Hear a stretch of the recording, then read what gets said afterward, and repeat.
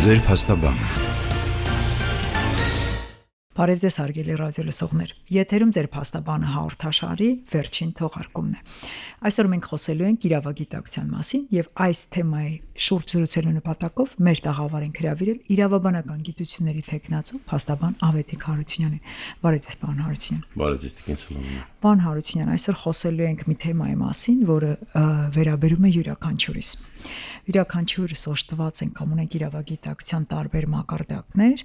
եւ ակտուալ է մեր հանրության տեսանկյունից անդրադառնալ այնպիսի հարցերի, որ իրենց վիճակը կարող է փոխել, ավելի ուշադիր դարձնել իրենց իրավագիտակցության բարձրացման հիմնախնդիրներին կամ ֆիքսել այն փաստը, որ իրենք իրավագիտակից են։ Խնդրում եմ սկսենք հետեւյալ հարցից. ինչպիսին է այսօր իրավագիտակցության ժամանակակից ընկալումը։ Շնորհակալություն հերթական անգամ ձեր տաղավարում հյուրընկալվելու համար։ Ուրեմն, եթե խոսում ենք իրավագիտակցության մասին, ապա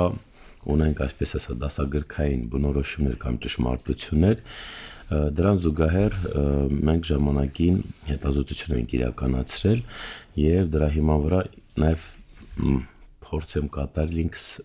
որոշակի ձևակերպում տալ, ինչ ասել է իրավագիտակցություն։ Ավելի հակիրճ մեր կարծիքով իրավագիտակցությունը դա անձի մոտ առկա իրավական գիտելիքների ամբողջությունն է, հանրագումարն է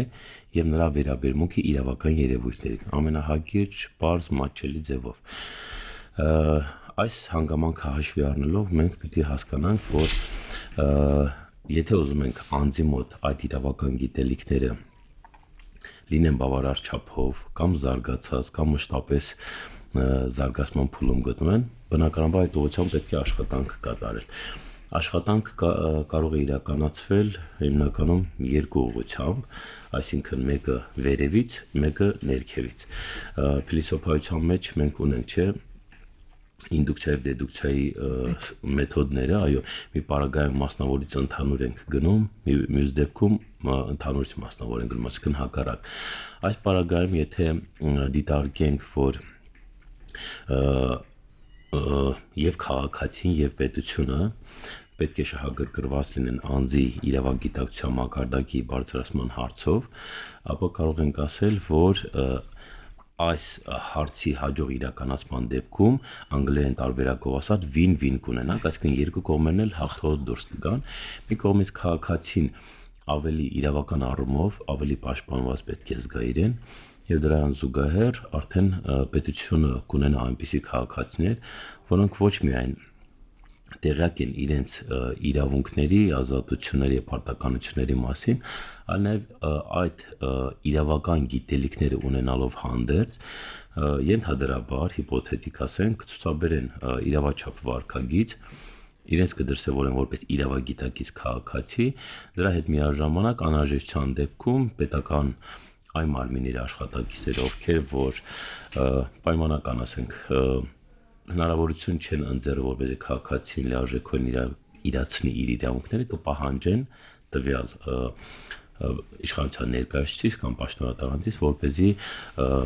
իրականացնի իր պարտականությունները, այսինքն իրավագիտակցության կոնցեպտը, երևույթը մենակ դասագրքով չսահմանափակվի։ Դա այնպիսի մի երևույթ է, որը որ եւ քաղաքացուն է, ինչպես արդեն խոսքերից փոփոխությունների դեպի իրավապահանջատիրություն անգամ։ Այո, հետաքրքիր ձևակերպում եք տալիս, այո, իրավապահանջատիրություն կարող ենք ասել, որ քաղաքացին իմանալով, այսինքն եթե դու ուզում ես ինչ-որ բան պահանջես, դու դրա մասին առնվազն տեղյակ պետք է լինես։ Եթե ոչ կատարյալ ձևով ամբողջ նրբություններով գոնե մոտավոր պատկերացում պետք է ունենաս, կամ սաղմնային պատկերացում պիտի ունենաս, ինչի մասին է խոսք։ Երբ որ քաղաքացին սա ունենա, բնականաբար արդեն պահանջելը ավելի հեշտ կլինի։ Իհարկե այլ հարց է, թե քաղաքացին պահանջում է պետական իշխանության ներկայացուցիչը ինչքանով է դա իրականացում կամ քաղաքացին քաղաքացուց է դա պահանջում։ Այո, փուլն է եւ հաջորդ կողմն է կանդրադառնանք։ Պարոն Հարությունյան, իրավագիտակցության տարբեր տեսակներ են տարբերում՝ անհատական, կորպորատիվ, խմբային, իրավական եւ այլն եւ այլն։ Եթե մեր հանրության նպրոյեկցենք այս հարցը եւ փորձենք հասկանալ որ տեսակի հետ մենք ավելի շատ խնդիր ունենք, այսպես եթե այդպես կարող ենք առանձնացնել, որտեղ յուրաքանչյուրն ըստ էության կարևոր է, եւ հատկապես այս իրավագիտության որ տեսակը պետք է բարձրացնել, աշխատանքներ տանել։ Տեսեք, քիչ առաջ ես իմ խոսքում նշեցի այդ ինդուկցիա դեդուկցիայի մեթոդների մասին, ընդհանուրից մասնավոր, մասնավորից ընդհանուր, այսինքն քաղաքացիություն, պետությունից քաղաքացի այս երկխոսություն ասենք թե երկկողմար փոխադարձ, այո, փոխադարձ եւ կապ եւ աշխատանքը, այստեղ ուզեմ առանձնացնել հետեւյալը, որ բնականաբար ինքս կարևորում եմ բոլոր փուլերում նպատակային աշխատանքը, եթե չեմ սխալվում 2010 թվականներին Հայաստանի Հանրապետության կառավարության կողմից ընդունվել էր իրավական դաստիարակության վերաբերյալ հայեցակարգ, եթե չեմ սխալվում, մոտավորապես։ Այո, ես էլ եմ, իմ ձեռքի տակ էլ է կարծես թե այո, ժամկետը միգուցե սխալվենք մի կողմակում, բայց գիտենք, որ այդ որոշումը կառավարության կողմից կարծեմ հայեցակարգը ընդունվել էր, եւ դա բնականաբար շատ հետաքրքիր ու կարեւոր է։ Ժամանակին էս հետազոտությունը իրավագիտակցության վերաբերյալ, որը որ մենք իրականացրել ենք խմբով ինքս ղեկավարն էի, Արցախում ենք իրականացրել այս հետազոտությունը, դրանել ենք անդրադարձել նաեւ առանձին հայեցակարգ եք մշակել եւ այլն իրավագիտակցության բարձրացման։ Հիմա անդրադառնալով ձեր հարցին, այս պարագայում մենք դարձանագրենք հետեւյալը, այո, կառավարության կողմից կա ընդունված, բայց հետաքրքիր է այդ ուղղությամբ ինչ քայլեր են ձեռնարկում մեկ, այսինքն պետական մակարդակով։ Երկրորդը դուք անդրադարձաք մասնավորին կամ առանձին խմբերի իրավագիտակցությունը մակարդակը եւ այլն։ Օրինակ դիտարկենք ձեր հաղորդումը, այս հաղորդում, որին ես հյուրընկալվել եմ, սա կամ մեր գործընկերների կողմից նմանատիպ այլ հաղորդումներ ինքս էլ ունեմ որպես փաստաբան հաղորդաշար, իրավագիտակից քաղաքացի, յուրաքանչյուրս փորձում ենք մեր մասնագիտական երևի պատասխանատվության շրջանակներում ինչ որ մի բան անել այդ ոլորտում։ Օրինակ իմ բարագայում ավելի շատ բիզնեսին ուղղված, կորպորատիվ իրավունքին ուղղված, ձեր բարագայում դուք բավականին լայն սպեկտրով հարցեր եք քննարկում, մի շարք բանախոսներ նաև այո, մի շարք գործընկերներ նաև ծանոթ մարդիկ եմ տեսնում, ազատ ժամանակ սիրով լսում եմ, որովհետև մեզ պետք է ոչ միայն մեր նեղ մասնագիտացմամբ ունենալ մեր ձեր արդեն պրոֆեսիոնալ իրավագիտակցություն ենթադրում, այսինքն այս օրինակները ինչի համար են բերում, որ զուգահեռաբար երկու ուղղությամբ պետք է այդ հարցի լուծումը լինի, մի կողմից պետության կողմից, մյուս կողմն արդեն սեփական նախաձեռնություն, ինչպիսին օրինակ դիտարկեցինք ձերը, այսինքն ես կարևորում եմ այս ներդաշնակությունը, որը պետք է լինի եւ այսպես ասած ներքևից եւ վերևից, եթե պատկերացնենք հիպոթետիկ ընդունենք, որ յուրաքանչյուրը եւ պետական եւ այսպես ասենք անձնական նախաձեռնությամբ դիտարկեն կամ թեկուզ օրինակ հանրային ռադիոյի նախաձեռնությամբ, չգիտեմ ինչպես է իրականացում, այս պարագայում արդեն կարող ենք ասել, որ դա հարցի լուծում ենթադրվում է, բայց այստեղ կարևոր է նաև այն հանգամանքը, թե ինչ շրջանակներ են ընդգրկված եւ հասարակության որ խավն է ներկայացված։ Դիտարկենք օրինակ թեկուզ ռադիոն, հեռուստատեսությունը, YouTube-յան ալիքները կամ մյուս ալիքները կախված մեր հանրության որ հատվածը ինչին նախապատվություն տալիս եւ ինչ իրեն հետաքրքրող ինչ հարցեր են քննարկում այդ շրջանակներում։ Այստեղ ուզում եմ մի հարցեր անդրադառնալ, որ ուղղակիորեն ձեր նշած հարցի հետ կախված է նաեւ քաղաքացիների իրավական ակտիվությունից։ Իրավական ակտիվություն, որը եւս շատ կարեւոր է։ Այո։ Ակտիվի հականիշը, այսպես ասած, բնականաբար դա пассивն է, եթե ակտիվություն չի ցուցաբերվում, պարզ դրամաբանությամբ եմ ասում, նշանակում է քաղաքացիները пассив են, իհարկե այստեղ նեղ մասնագետները, ասենք հոգեբանները կամ այդ հարցերով զբաղվող այլ մասնագետները կարող են պատասխանել դրանց պատճառները որն է։ Մենք այդ պատճառներին չանդրադառնանք, այլ դրա երևի այդ վերևի հատվածին անդրադառնանք, քաղաքացիները ինչու են пассив կամ ինչու բավարար չափով ակտիվություն չեն ցուցաբերում իրենց իրավագիտակցության մակարդակը բարձրացնելու համար։ Կարող է լինել օրինակի համար դժգոհ են մյուս կողմից, դա կլինի քաղաքացի, մասնավոր ընկերություն, պետական իշխանության ներկայացուցիչ եւ այլն։ Կարող են լինել պայմանական եմ ասում անձնական խնդիրներ եւ այլն, կամ չգիտեմ հոգեբանական ինչ որ խնդիրներ կարող է լինել քաղաքացու մոտ եւ այլն։ Այսինքն մենք ինչքանով ենք նախաձեռնող, ինչքանով ենք ակտիվ ինքներս մեր իրավագիտակցության մակարդակը բարձրացնելու համար։ Ամեն դեպքում իրավագիտակցությունը համարենք մեր իրավունքների պաշտպանության համար ինչ-որ զենք փոխաբերական իմաստով, իհարկե ոչ միշտ կարող է այդ գիտելիքների ամբողջականությունը լիարժեքորեն պաշտպանի քաղաքացուն, բայց միևնույն ժամանակ առանց դրա առկայության ի սկզբանե մենք այսպես ասած կձախողենք կամ կպարտվենք։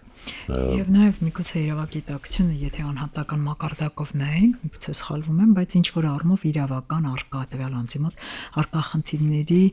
ախտորոշման, իրավական ախտորոշման, այսպես հնարավորության փորձ է տվել անձի համար, որը որ իրեն թույլ կտա դիմելու համապատասխան մասնագետի կամ համապատասխան ինստիտուցիոնալ հաստատության ինստիտուցիային։ Այս առումով ինձ շատ հետաքրքիր է դուք ձեր հրապարակման մասին ասեցիք, ես այսպես դեռ խորությամբ ժամանակ չեմ ունեցել նայելու, բայց թերթել եմ,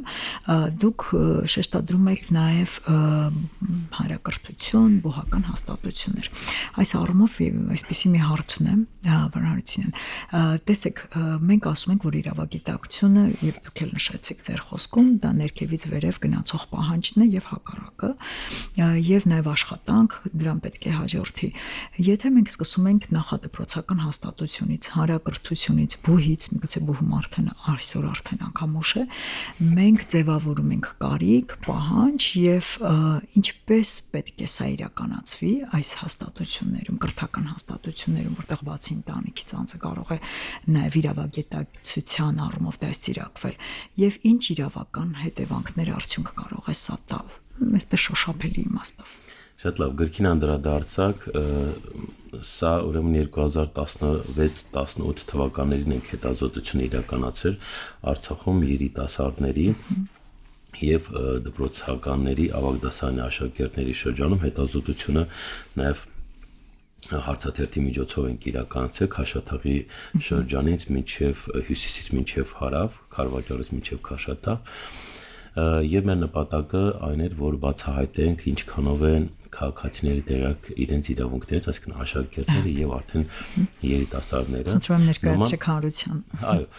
եւ կարծում եմ նման հետազոտություններ, չգիտեմ Հայաստանի Հանրապետությունում երբևէ իրականացվել է թե չէ, բայց կարծում եմ միշտ էլ դրա անհրաժեշտությունը կա, այսինքն ձեր բառը շատ տեղին էր, այդ ախտորոշումը կամ դիագնոստիկան, այսինքն որպեսզի հասկանանք խնդիրը ինչու է եւ ինչպես լուծեն, բնականաբար պետք է ախտորոշում իրականացնենք, ախտորոշենք, հետևաբար նման հետազոտությունների արդյունավետությունը միշտ էլ կա։ Ինչու՞ համար սրան անդրադարձա, որ մենք հետազոտել ենք, որ աշակերտների մոտ էլ, երիտասարդների մոտ մի կողմից կա իրավագիտակցության ոչ բավարար մակարդակ, դրա հետ միաժամանակ հաճախ լինում է նաև աղավաղված, ձևախեղված կամ ռուսերեն ասում են դեֆորմացված իրավագիտակցություն։ Հետևաբար սա նշանակում է, որ ես կասեի ոչ միայն մենակ դպրոցից, այլ նույնիսկ մանկապարտեզից սկսած, հաշվի առնելով բնականաբար յուրաքանչյուր երեխայի տարիքային առանձնահատկությունը, այստեղ կարծում եմ նաև մենք հոգեբանների հետ աշխատելու բավականին լայն դաշտ ունենք եւ այլն, մանկապարտեզից, բայց ավելի նպատակային դպրոցից սկսած մենք պիտի այդ ուղղությամբ աշխատենք։ Իհարկե մեր դպրոցներում անցնում են տարբեր առարկայի շրջանակներում, եթե չեմ սխալվում, ես եւ շրջակա աշխարհը, այդպես հետո նաեւ հասարակագիտության շրջանակներում անկախ այն հարցից, թե ինչքանով է բարձ լեզվով գրված, բարդ լեզվով գրած, ինչքանով է դա մաչելի աշակերտին կամ ընդհանուր միջև այո ուսուցչին, իհարկե շատ հաճախ ես լսել եմ, որ դասագրքեր այնպեսին են, որ մի քիչ դժվարամարս են, հետեւաբար ինքը գիտելիք ստացման, ինֆորմացիա Ես ստացման համար ընդհատեմ, պարզապես իմ անձնական թեմայով ընդհատեմ, իմ երեխաները եւս շրջակա աշխարհը դեռևս անցնում են, այդ տարիքային խմբում են, որպես մասնագետ ընթերցում եմ, խնդիրներ իհարկե տեսնում եմ, բայց ընդհանուր առմամբ զուտ զարգացման տեսանկյունից, ընդհանուր իրավագիտակցության զարգացման սաղմերի տեսանկյունից շատ կարևոր է, բայց նաեւ մեր կրթական համակարգի խնդիրն եմ տեսնում, որ գործնական այսպես ձեռնարկներ չկան։ Օրինակ ԱՄՆ-ում շատ հաճախ հանդիպել եմ, որ բացի հիմնական կրթական առարկաներից նույն առարկայի շուրջ կան բազմաթիվ ձեռնարկներ, գործնական, օժանդակող միջոցներ, որոնք օրինակ, եթե անցնում է երեխան իրավունքները, որոնք նրան ընդհանուր առմամբ կախված ուսուցչից լավ կամ վատ մատուցվում են, եթե այսպես հաջողվում է լավ, բայց դրանք գործնական հարթություն այդպես էլ չի տեղափոխվում եւ երեխայի մոտ մնում են տեսական գիտելիքներ չգործարկված, չփորձարկված եւ հետագայում կամ մոռացվում է կամ աղավաղված նույն ասած դեֆորմացված իրավագիտակցություն է ձևավորվում։ Համաձայն եմ ձեզ հետ, որ այո, այդ խնդիրը կա։ Հիմա տեսեք, այդ նույն տրամաբանությամբ իրավագիտակցության կամ իրավական գիտելիք ստանալու առումով մենակ տեսական նյութերը բավարար չեն։ Շատ հաճախ մենք ունենք նաև այլ խնդիր մեր դպրոցներում, մեր հարգելի մանկավարժներ, ովքեր որ դասավանդում են, ոչ բոլորն են, որ իրավաբաններ են կամ իրավագետներ են, որտեղ մի կողմից ժամանականակի խնդիր կա եւ այսինքն այս ոլորտը բավականին խնդրահարույց է եւ պիտի հաշվի առնենք, որ իրենք էլ պիտի հնարավորինս պրոֆեսիոնալ ձևով տիրապետեն այդ նյութին, նոր ներկայացնեն դրա հետ միաժամանակ հաջորդ, այսպես ասած, մակարդակը դա նաև դիտարկենք բուհերը։ Բուհերում եկել եմ դասավանդում բուհերում եւ օրինակ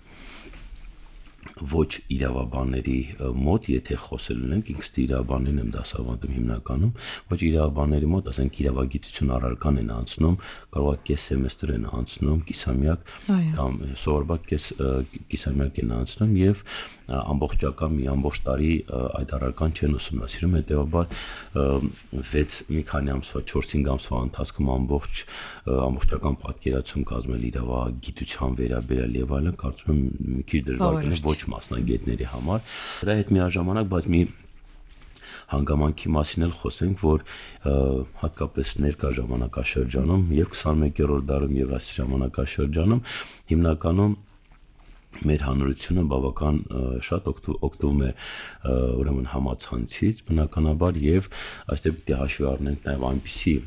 ծրագրերի կամ պայմանական եմ ասում հավելվածների արկայության անհրաժեշտությունը, որի միջոցով նաեւ քաղաքացին կկարողանա փորձել ստանալ իր իրավական հարցերի պատասխանները եւ այլն։ Այո, շատ կարևոր է եւ իրավագիտակցության ձևավորման համար դրանք շատ կարևոր հարթակներ են, որովհետեւ եթե գրագետ նյութը ներկայացվի,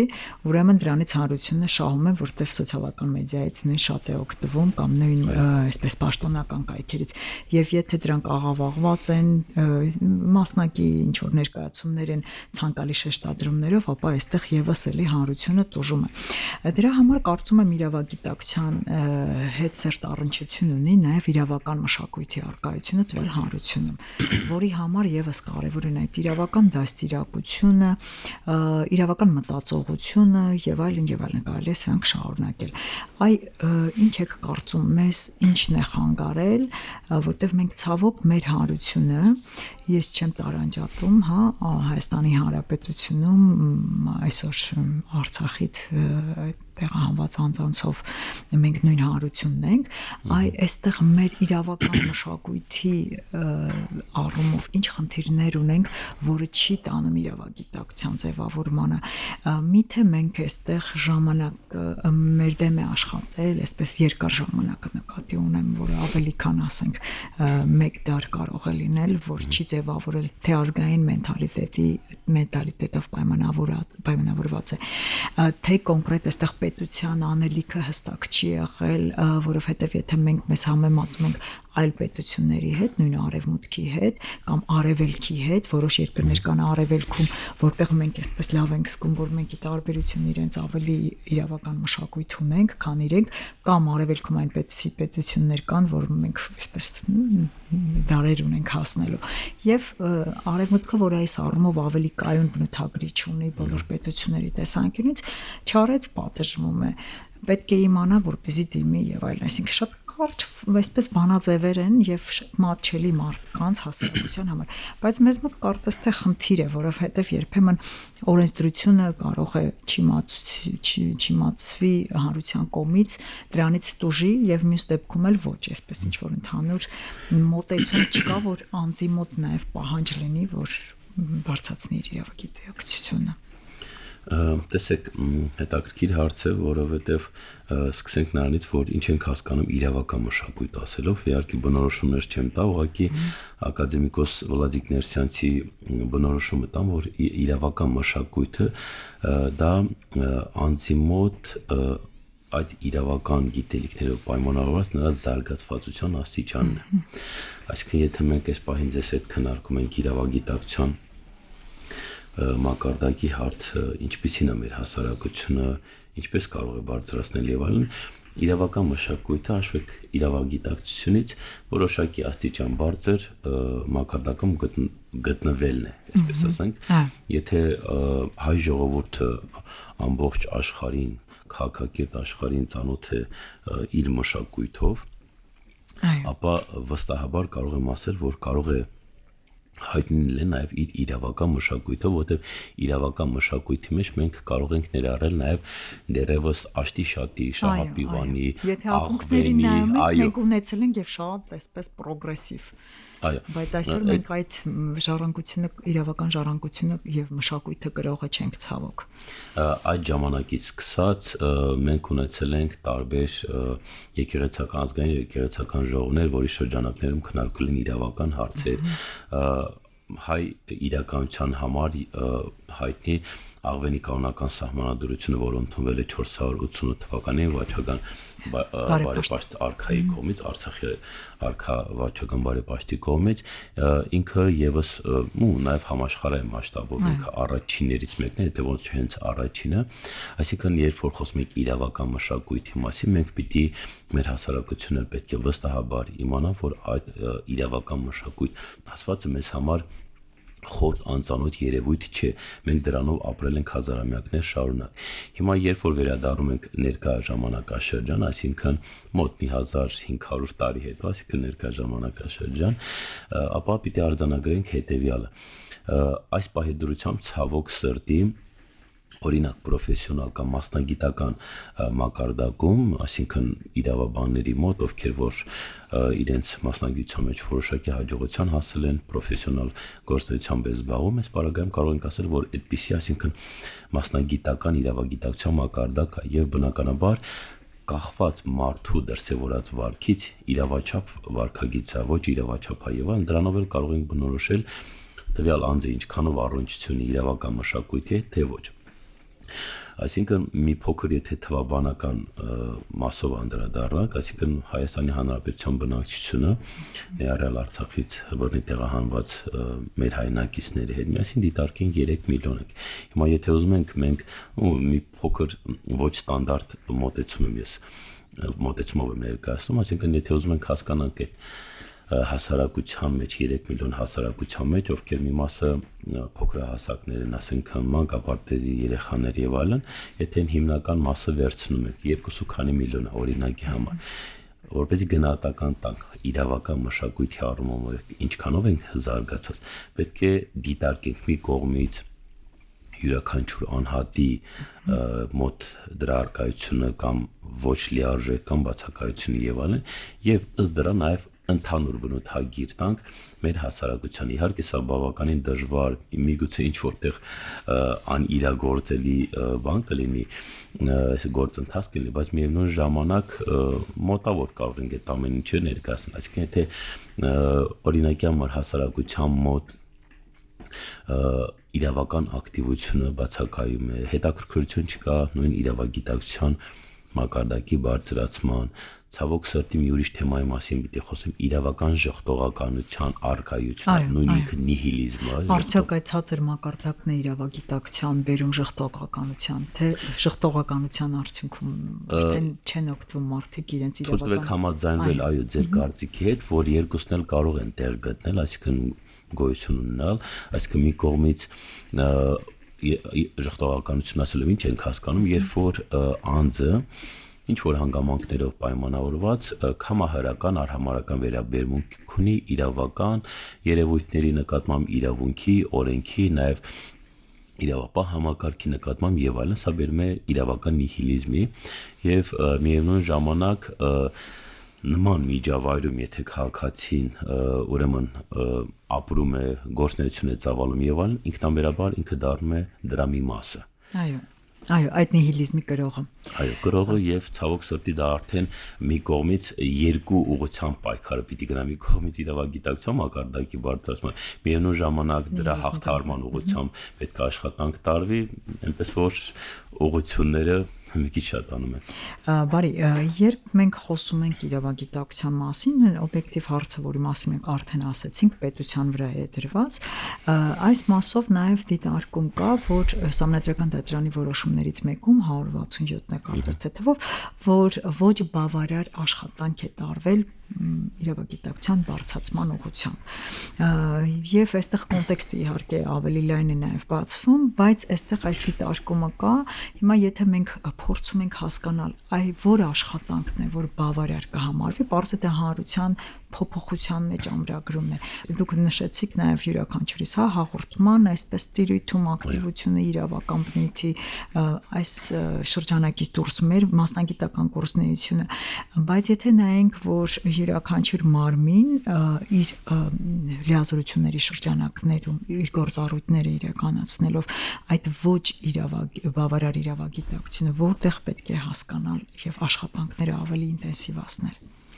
Իմ խոսքում մի փոքրիկ անդրադարձ է, հիմա միգուցե դրան եւս մեկ անգամ շեշտադրում կատարեմ, որ իհարկե սովորաբար դպրոցից ենք խոսում, բայց երեխան նույնիսկ ելի եմ կրկնում, իմ հետազոտության ոլորտը չի, բնականաբար մանկապարտեզներում երեխաների մոտ իրավական պատկերացում, այստեղ իրավագիտակցություն դասական իմաստով չենք կարող ասել, մի կողմից դա մենք մանկապարտեզից պիտի սկսենք, բայց ամենակարևորներից մեկը մենք ընտանիքներից պետք է սկսենք։ Ուղղակի այստեղ հարցը ինչու՞մ է, որ ոչ բոլոր ընտանիքներն են, որտեղ իրավաբան ծնող կամ ծնողներ կան։ Մեր պարագայում իմ ընտանիքում ես ու կինս էլ իրավաբաններ ենք։ Այսինքն սա պիտի հաշվի առնենք, որ ես ինստիտուցիոնալ իմաստով եմ հենց այդ եմ ուզում անդրադառնալ, ինստիտուցիոնալ պիտի լինի, այսինքն ոչ թե քիչ առաջ նշեցի ձեր հաղորդումը կամ մեր այլ գործընկերոջ հաղորդումը եւ այլն, սա փորձում ենք մեր մասնագիտական պատասխանատվության շրջանակներում ինչ որ լուծում գտնել։ Այո, մի փոքրիկ այդ ընդհանուր պատը կառուցելու մեջ կամ շենքը կառուցելու մեջ մի յուրաքանչյուրս մեր քարը դնենք, այսպես ասեմ, բայց ինքը պետք է ինստիտուցիոնալ լինի, այսինքն ոչ թե հատվածական լինի, այլ ամբողջական, ինստիտուցիոնալ իմաստով պետք է դա դիտարկվի, որպես ինքը արդյունք ունենա։ Հետևաբար ավելի այսպես թիրախային ոլորտը դա դպրոցն է։ Այստեղ կարևորում են ոչ միայն համապատասխան եւ անհրաժեշտ նյութերի արկայությունը, այլ նաեւ մեր մասնագետների, մեր մանկավարժների շարունակական վերապատրաստումը, այնուհետև մենք գալիս ենք մի քիչ ավելի հասուն, ավելի չափահաս քաղաքացիների հետ մենք գործ ունենք, այստեղ մի բան Հարությունյան կներեք ընդհատում, նայեք, բոլոր գերատեսչությունների գրեթե շրջանակներում գոյություն ունի կամ թեժկից կամ այսպես իրավախորհրդատվության որոշակի պատոհան։ Սա շատ լավ հնարավորություն է, կարծում եմ, ուղղված իրավագիտակցության բարձրացմանը։ Իհարկե դա պետք է լինի շարունակական, որի ընթացքում կլինի խորը ավելի ավանդույթներ, այ կարող ենք ասել, որ սա օրինակ հնարավորություններից մեկն է, որը որ պետական կառավարման համակարգում գործարկված է եւ տարիների ընթացքում կտա իր արդյունքը։ Դե բնականաբար սա միակը չի կարող լինել, դրա հետ պետք է այլ գործիքակազմ օգտագործվի։ Եթե թեժգիծը կա, եթե հարցերին պատասխանում են, բարեխաչորեն պատասխանում են, այո, կարող ենք արձանագրել, որ դա կարևոր ուղղություններից մեկն է կամ ոլորտներից մեկն է, որտեղ որ քաղաքացին իրեն հուզող հարցերի դեպքում կարող է դիմել։ Բնականաբար սա նաև կարող են դիտարկել յուրաքանչյուր գերատեսչության դիտարկենք իրավական պատասխանատվության ոլորտ։ Իհարկե կարող է նաև հարցեր ոչ իրավական բնույթ գրել բնականաբար, բայց այն հարցերը, որոնք վերաբերում են իրավական ոլորտին, այո, նաև յուրաքանչյուր գերատեսչություն նաև կամ իրավաբանական ստորաբաժանում կա կամ թեկուզ առանձին իրավաբան կա, որ զբաղվում է հարցերով։ Եվ վերջին հարց էլի անդրադարձ կատարելով նիհիլիզմին եւ իրավագիտակցությանը այսպիսի մի հարցնեք, եթե մենք իրավական նիհիլիզմը պրոյեկցենք նաեւ այլ մասնագիտությունների համատեքստում, մենք կարող ենք նաեւ մեր համար արձանագրել, որ ցավոք վերջին տարիներին կա նման նիհիլիզմ նաեւ առողջապահության ոլորտում։ Ասում ես չեմ վստահում բժիշկներին, չեմ ասում հենց առողջապահությանը, ինչու՞ չէ նաև որոշ հիվանդությունների դեպքում ցավոք ամբողջ առողջապահական համակարգին, համաշխարհային։ Այստեղ կա նիհիլիզմ ինչ-որ առումով, կարող է մասնակի քան իրավագիտության, իրավագիտակցության պարագայում իրավական նիհիլիզմի, բայց կա։ Սա արդյոք չի խոսում, որ իրապես հաճախ նաև հիմնավորված է այդ բժշկական նիհիլիզմը, իրավական նիհիլիզմը, եւ որոնք պետք է լինեն հաղթահարման եղանակները, պայքարի եղանակները։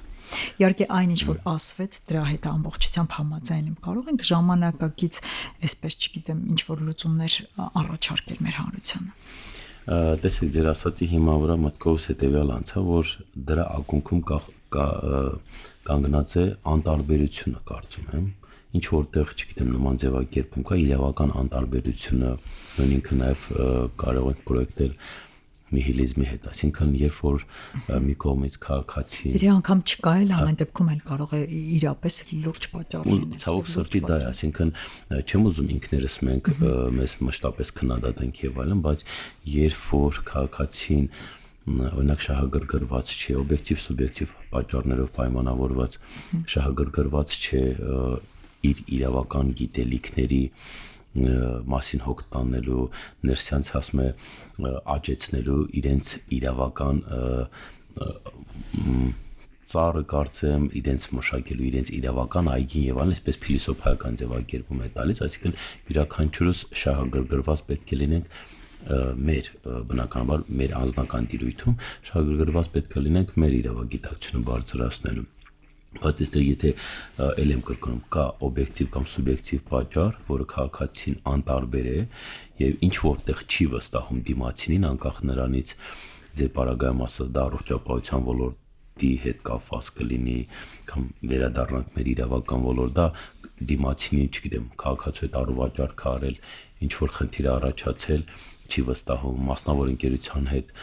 ինչ որ իրավական հարաբերությունների մեջ է մտել, անհաջող է ստացվել կամ դա մասնավոր հարաբերությունների մեջ էլ է խախված է եղել,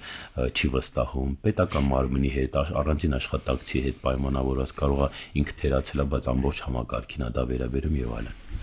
Շատ բարի, ես շնորհակալություն եմ հայտնում եւ հիշեցնում եմ ռադիոլսողներին, որ այսօր ձեր փաստաբանը հաղորդաշարի տարվա վերջին թողարկումը նվիրված էր իրավագիտակցության թեմային եւ մենք մեր հյուրի հետ հնարավորություն ունեցանք անդրադառնալու ինչպես իրավագիտակցության բարձրացման հետ կապված հիմնախնդիրներին, աշխատանքներին, հնարավոր լուծումներին,